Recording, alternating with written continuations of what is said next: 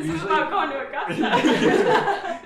When I was 9 years old, I had my first event, just a 9-hole small tournament, and my grandpa gave me a dozen yellow golf balls.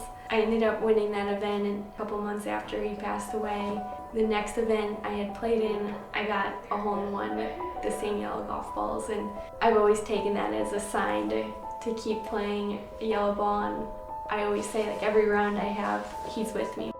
He'd be very proud of her, and he'd just be happier that she's able to do something that she loves. He called me the one time after the first tournament, and he's like, I can't believe it.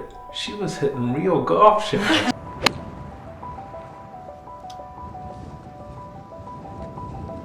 Hole is located further back on the green. Oh, yes. Today, very nice. Everyone has to qualify for the U.S. Amateur and local qualifiers. And of course that's a stressful 18-hole tournament, right? One and done. I would say, very focused on making it through, and just because I wanted to take my family out there for years. I heard my dad talk about how my grandpa loved Bandon Dunes, and it was his favorite course he's ever played, and I thought that would be such a special place to go out there and see why he loved it so much. You caddied for Brooke at the US Am. Caddy is probably one of the most critical roles that someone can play in a golfer's career. So how special is it for Brooke to pick you as a caddy? Because I know sometimes... Oh, it is very special, and I mean, I have to say, I'll do it as long as she'll have me, because I love doing it. You know, as a dad, you know, at some point you think, man, when is this going to end? But you don't want it to, but you know it will, so you just enjoy the whole ride. Golf has taken me to some beautiful places, and I've made some amazing memories, and that's, I think, ultimately why I've decided to stay an amateur for a little while longer.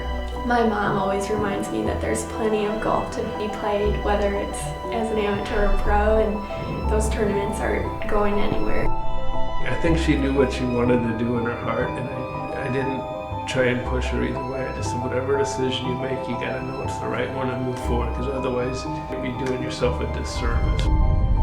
Your younger sister Ashleigh, she's one of your biggest supporters, and I know that she has Jacobsen syndrome. What stage in your life do you think you remembered that Ashleigh was going to go through some different difficulties? At the time, I don't think you realize how stressful the situation is until you look back on the things my parents had to face. I just remember being in elementary school, and she was finally, old enough to be there, and she was just in a different spot than me, and you start to realize, but you don't see her that different at all. Watching her grow up alongside me gave me a great perspective on what was really important, and that was just having fun family experiences. I competed in the drive to win putt, and that year they announced that they were going to have the women's event the following year, the ANWA. And it took me a little while to get there, but ever since that moment I have always dreamed of playing in it, and here it is.